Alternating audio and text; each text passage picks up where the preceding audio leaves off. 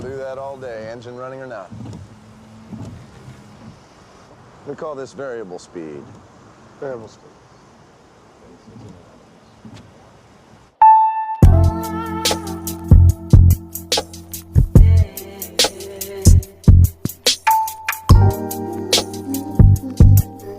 Halo semua, selamat datang kembali di RAF Channel, tempatnya kisah inspiratif dari berbagai film menarik. Kali ini saya akan membawakan sebuah kisah nyata yang penuh perjuangan tentang seorang pria yang mempertahankan hak atas penemuannya, meskipun harus berhadapan dengan perusahaan besar yang berusaha menjatuhkannya. Tonton video ini untuk kisah selengkapnya. Tapi sebelum lanjut, mohon bantuannya dengan like, komen, dan subscribe, agar channel ini bisa terus berkembang dalam menyajikan kisah-kisah menarik lainnya. Kisah dimulai dengan satu keluarga Robert Cairns yang sedang berada di dalam mobil saat hujan turun. Di tengah perjalanan itu, Robert memperhatikan wiper mobilnya. Ia menyadari bahwa wiper tersebut punya kekurangan yang hanya bisa bergerak dengan satu kecepatan saja tanpa bisa menyesuaikan tempo, baik saat hujan deras maupun gerimis. Suara wiper yang berdecit dan gerakannya yang monoton membuat Robert kesal. Dan satu-satunya cara agar tetap nyaman adalah menyalakan dan mematikan wiper secara manual yang tentu saja merepotkan bagi siapapun yang sedang mengemudi. Malam harinya, rasa penasaran itu terus mengganggu pikirannya. Robert pun membongkar mesin wiper mobilnya. Ia mencoba mengutak-atik alat tersebut agar bisa berfungsi sesuai idenya, yang dapat menyesuaikan kecepatan secara otomatis. Namun percobaan pertamanya gagal. Ia terus mencoba hingga pagi tiba, tapi hasilnya tetap belum sesuai harapan. Keesokan harinya, suasana rumah keluarga Cairns terlihat hangat dengan istrinya yang menyiapkan sarapan untuk mereka dan keenam anaknya sebelum beraktivitas. Robert sendiri dikenal sebagai seorang dosen teknik elektro di Wayne State University, Amerika Serikat. Beberapa hari kemudian, Robert masih terus bereksperimen dengan alat temuannya. Kali ini, dua anak laki-lakinya, Dennis dan Timmy, ikut membantunya. Dengan peralatan seadanya seperti resistor, transistor, dan kapasitor, Robert mencoba membuat sistem wiper yang bisa berhenti sejenak di antara setiap sapuan, seperti gerakan kelopak mata yang berkedip. Hingga akhirnya, wipernya berhasil berfungsi sesuai keinginannya dan ia memberi nama temuannya itu Intermittent Windshield Wiper. Mereka pun menyambut gembira keberhasilan itu karena mereka baru saja menciptakan sesuatu yang belum pernah ada sebelumnya. Dengan keberhasilan itu, Robert pun mengajak keluarganya makan malam di sebuah restoran. Di sana, Robert menceritakan rencananya kepada keluarganya bahwa ia ingin membangun perusahaannya sendiri untuk memproduksi penemuan barunya, Intermittent Windshield Wiper, dengan nama Cairns Corporation. Keesokan harinya, Robert memperlihatkan temuannya kepada teman-temannya. Salah satunya Gil Prefik, pemilik perusahaan Prefik Company. Gil dan rekan-rekannya tampak sangat terkesan dengan penemuan Robert. Menurut mereka, alat itu bisa menjadi inovasi besar di dunia otomotif. Gil bahkan menawarkan kerjasama dengan Robert. Dalam kesepakatan itu, Prefik Company akan memberikan modal untuk memproduksi alat tersebut, sementara pihak mereka yang akan membantu menjual dan memasarkan produk itu. Singkat waktu, Gil memberitahu Robert bahwa ia telah menyampaikan penemuan Robert kepada Ford Motor Company, salah satu perusahaan otomotif terbesar sekaligus distributor mobil bagi perusahaannya. Pihak Ford menyambut baik kabar tersebut karena selama ini mereka juga berusaha mengembangkan Intermittent Windshield Wiper, namun belum pernah berhasil menciptakannya. Robert pun diundang oleh pihak Ford untuk menunjukkan temuannya itu. Di sana, Robert dan Gil bertemu dengan perwakilan perusahaan Ford yang bernama Frank Sertain. Dalam pertemuan itu, Robert langsung memperlihatkan cara kerja alat temuannya.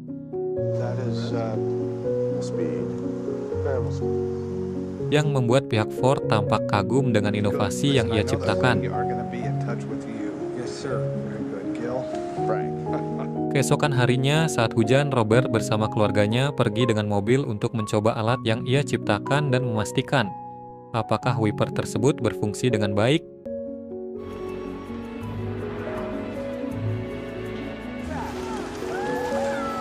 Hey, oh, you see that car across the street? He thinks I'm turning the wiper on or not. Look at that, mister. No hands. He's wondering what the heck's going on. How's he doing that? No hands. How are they doing that? Got ourselves. Pada kesempatan berikutnya, Robert bersama Gil mengadakan pertemuan dengan Ford Motor Company untuk membahas kemungkinan kerjasama. McLean Tyler, perwakilan Ford, menunjukkan ketertarikan yang besar terhadap intermittent windshield wiper ciptaan Robert dan ingin segera mengaplikasikan fitur tersebut pada mobil-mobil Ford. You do understand this is a safety device. Before we can install any safety device on any of our cars. Kemudian Robert menjelaskan bahwa ia ingin memproduksi intermittent windshield wiper sendiri, yang nantinya akan menjadi pemasok suku cadang bagi Ford. Namun pihak Ford menolak tawaran tersebut karena mereka biasa memproduksi suku cadang sendiri dan meragukan kemampuan Robert, mengingat ia belum memiliki pengalaman dalam produksi skala besar. McLean kemudian meminta Robert untuk mengirimkan satu sampel wiper ke pusat Ford agar mereka dapat menilai apakah akan menerima Robert sebagai pemasok. Awalnya Robert ragu karena ia sangat menjaga hak dan karya temuannya, namun setelah diyakinkan oleh McLean, Robert memutuskan untuk menyiapkan sampel tersebut dan mengirimkannya ke Ford. Robert kemudian menyewa sebuah gudang yang akan dijadikan sebagai pabrik produksi intermittent windshield wiper. Selain itu, ia menjalin kerja sama dengan perusahaan Motorola untuk menjadi pemasok transistor yang dibutuhkan dalam proses produksi alat temuannya. Setelah 3 bulan, tak kunjung ada kabar dari Ford. Hingga suatu hari, Gil datang menemui Robert dan memberitahunya bahwa Ford menolak Robert sebagai pemasok. Alasannya, produk ciptaan Robert dianggap tidak memenuhi standar yang diinginkan oleh Ford Motor Company. Meski begitu, Gil mencoba menyemangati Robert. Ia mengatakan bahwa Robert masih bisa menawarkan alatnya kepada perusahaan Chrysler. Namun, Robert kurang tertarik karena yang ada dalam pikirannya saat itu adalah bahwa temuannya telah berada di tangan Ford. 8 bulan kemudian, ketika hujan deras mengguyur jalanan, Robert melihat sebuah mobil Ford yang telah menggunakan fitur intermittent windshield wiper ciptaannya. Penasaran, Robert mengikuti mobil tersebut hingga tiba di sebuah pameran mobil Ford. Di acara itu, Ford Motor Company meluncurkan mobil barunya yang telah dilengkapi berbagai fitur canggih, termasuk intermittent windshield wiper ciptaan Robert. Namun, di tengah presentasi, pihak Ford menyatakan bahwa fitur tersebut adalah buatan mereka. Robert yang ingin menemui McLean justru diusir oleh petugas keamanan karena tidak memiliki kartu undangan untuk masuk ke acara tersebut. Besok harinya, Robert menceritakan pengalaman yang ia alami semalam kepada Gil beserta timnya. Mendengar hal itu, Gil juga keberatan dengan tindakan Ford. Namun ia tak bisa berbuat banyak. Bahkan Gil memilih untuk menghindari Robert karena tidak ingin mengambil risiko terlibat dalam sengketa hukum dengan partner bisnisnya. Akhirnya Robert memutuskan untuk melawan Ford sendirian. Karena tak memiliki dana untuk menyewa pengacara, ia memilih menyusun surat gugatannya sendiri. Istrinya, Phyllis, yang membantunya menyusun surat gugatan, mulai merasa tertekan dan stres. Kondisi itu memaksanya harus pulang dan pergi ke rumah sakit untuk menjaga kesehatannya. Robert pun mulai mengumpulkan bukti untuk menggugat Ford. Ia meminta rangkaian intermittent windshield wiper miliknya ke laboratorium kampus, namun petugas laboratorium mengatakan bahwa rangkaian tersebut tidak ada di sana. Karena tak ingin menyerah, Robert kemudian memberanikan diri untuk mengambil rangkaian wiper itu dari mobil lain demi memastikan ia memiliki bukti kuat.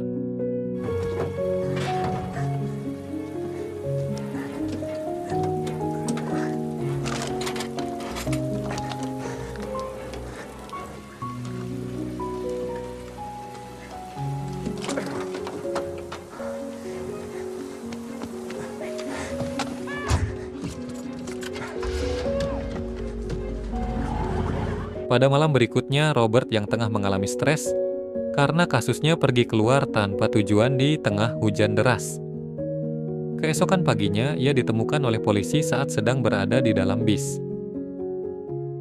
Akibat kondisi tersebut, Robert harus dirawat di rumah sakit jiwa selama 2 bulan. Selama perawatan, Robert menceritakan pada psikiater bahwa ia merasa tertekan karena karyanya telah digunakan oleh Ford dan ia merasa tak berdaya untuk melawan perusahaan besar tersebut. Setelah menjalani perawatan, Robert akhirnya dipulangkan ke rumahnya. Sesampainya di rumah, ia langsung disambut hangat oleh istri dan ke-6 anaknya.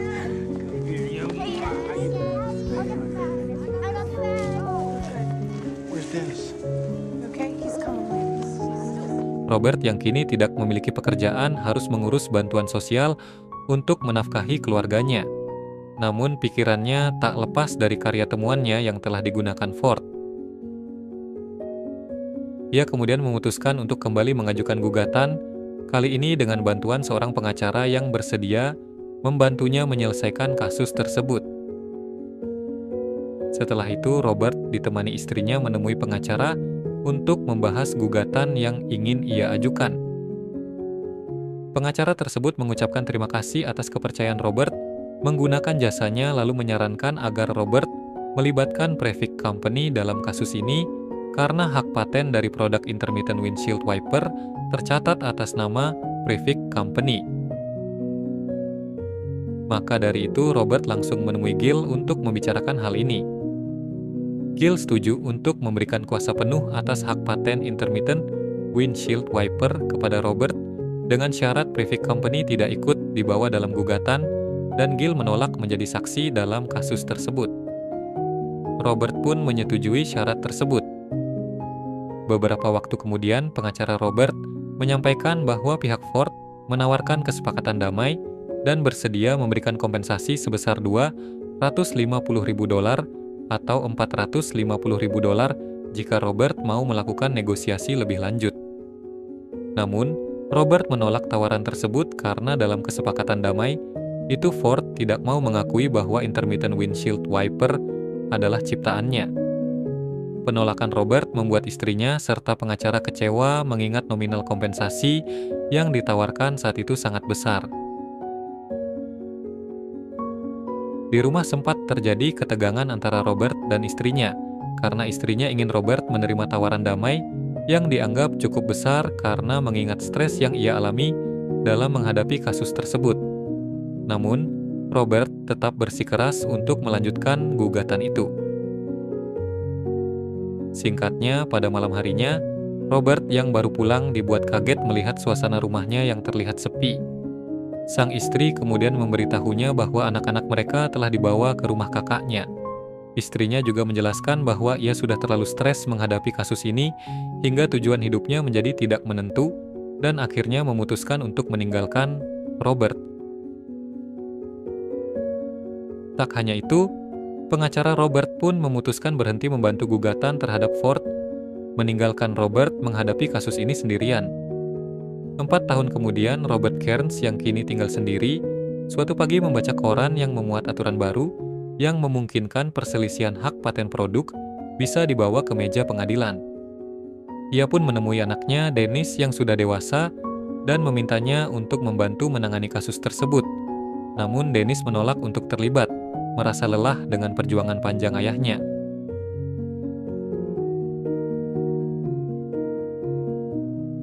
Tak lama kemudian, Robert ditemui oleh utusan Ford bernama Charlie Duvall.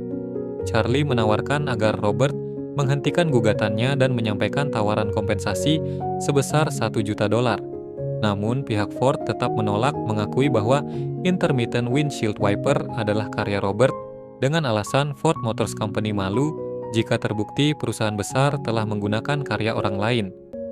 Meski begitu, Robert tetap bersikeras untuk melanjutkan gugatan, menuntut pengakuan resmi bahwa penemuan itu adalah miliknya. Kemudian, satu persatu anak Robert kembali untuk mendukung ayah mereka dalam upaya menggugat Ford ke pengadilan. Akhirnya, pengadilan menerima gugatan Robert dan menetapkan jadwal sidang yang akan digelar. Sebelum menghadapi sidang, Robert mempersiapkan segala sesuatunya dengan sungguh-sungguh. memastikan semua bukti dan dokumen lengkap untuk menghadapi perusahaan besar tersebut. Singkatnya, sidang pertama dimulai. Kuasa hukum Ford Motor Company langsung berargumen bahwa intermittent windshield wiper sudah lama digunakan dalam mobil Ford, termasuk seluruh komponennya. Ford engineers designed it. They had knowledge of it long before their Robert menanggapi hal itu dengan menjelaskan bahwa seorang penulis sekelas Charles Dickens tidak menciptakan kata-kata baru, karena kosakata sudah ada. Namun, ia tetap dianggap menghasilkan karya baru. Hal yang sama berlaku bagi para ilmuwan atau penemu. Mereka menggunakan peralatan yang sudah ada, kemudian mengubahnya menjadi sesuatu yang baru, sehingga layak disebut sebagai penemu. Just as almost all inventors in history have had to use the tools that were available to them. Setelah sidang selesai, Robert kembali didatangi oleh Charlie DeVault I know who you are. May I come in? yang membawa pesan dari Ford Motor Company. Kali ini, Ford menawarkan kesepakatan damai dengan kompensasi sebesar $30 juta. Namun, Robert tidak berani memutuskan sendiri. Ia kemudian berkonsultasi dengan anak-anaknya. Semua anak Robert menolak tawaran tersebut dan memilih agar proses persidangan tetap dilanjutkan hingga kebenaran atas karya ayahnya mereka diakui. This is insane. 20 years litigate. This family takes the cake. Pada sidang berikutnya, hakim meminta Robert menyampaikan pernyataan lengkap beserta alasan dan inspirasinya untuk membuktikan bahwa dirinya lah pencipta asli fitur tersebut. Robert kemudian menceritakan pengalaman pribadinya. Saat masih muda, ia hampir mengalami kebutaan ketika tutup botol mengenai matanya hingga menyebabkan pendarahan hebat. Beruntungnya, ia masih bisa diselamatkan dan tidak kehilangan penglihatan. Sejak itu, Robert menjadi sangat perhatian terhadap matanya dan mulai memikirkan mengapa wiper mobil tidak bisa bergerak seperti kelopak mata, dengan jeda yang memungkinkan penglihatan tetap nyaman. Dan dari pengalaman itulah lahir ide intermittent windshield wipernya.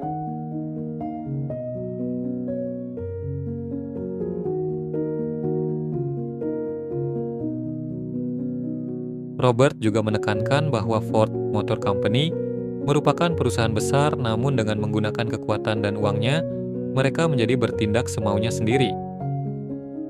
Setelah menyampaikan pembelaannya, Robert menyerahkan seluruh keputusan kepada hakim. Hasilnya, dalam persidangan itu, hakim memutuskan untuk memenangkan gugatan Robert Cairns dan menghukum Ford Motor Company agar membayar ganti rugi sebesar lebih dari $10 juta atas pelanggaran hak paten temuannya.